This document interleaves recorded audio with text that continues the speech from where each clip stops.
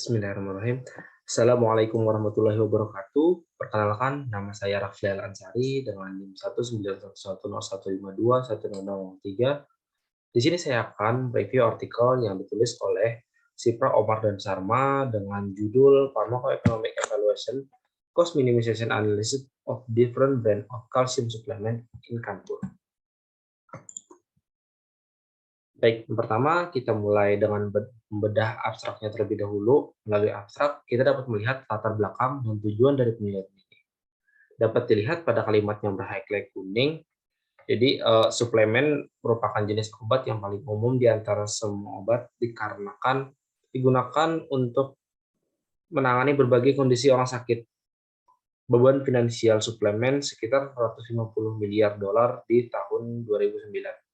Kemudian, tujuan utama dari penelitian ini adalah untuk melakukan survei farmakoekonomi dan menganalisis cost minimization analysis atau analisis minimalisasi biaya dari obat suplemen kalsium yang memiliki efikasi yang sama tapi berbeda nama dagang atau berbeda merek dagang dan berbeda biaya.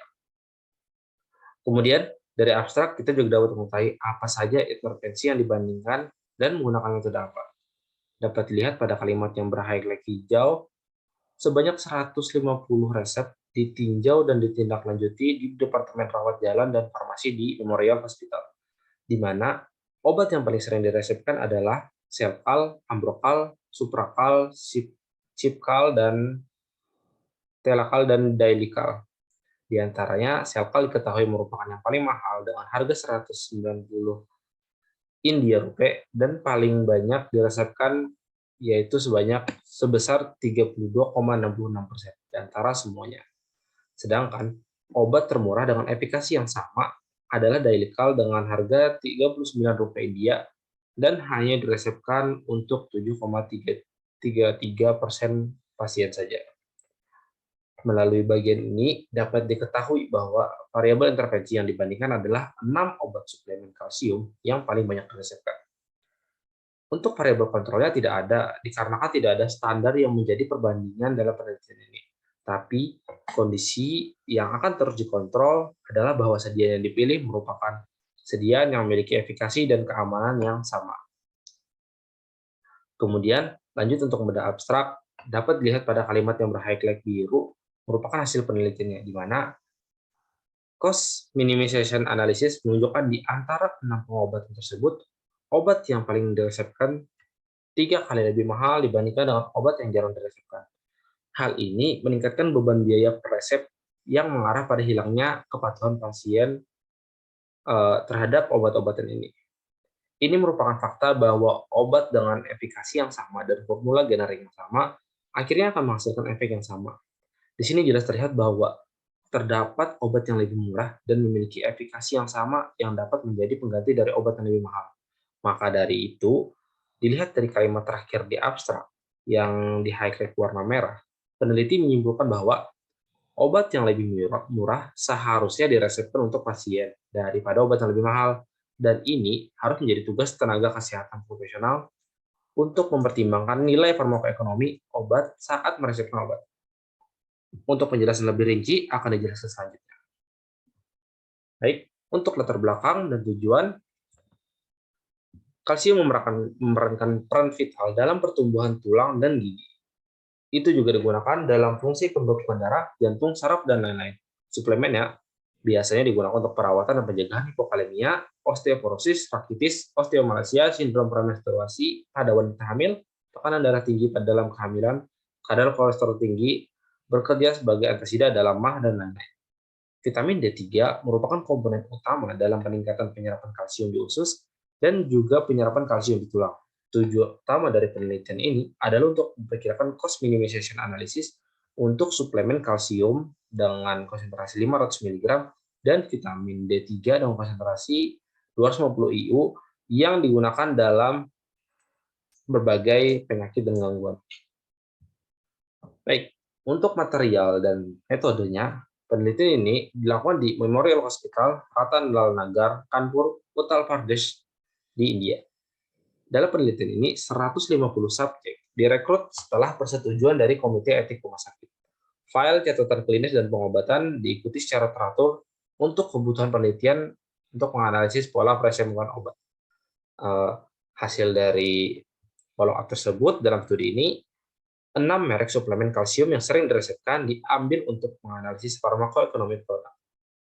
6 merek obat yang berbeda, yaitu Selcal sebanyak 49 resep, Dilycal sebanyak 11 resep, Cipcal sebanyak 33 resep, Supracal sebanyak 33 resep, Ambrocal 29 resep, dan Telecal 18 resep.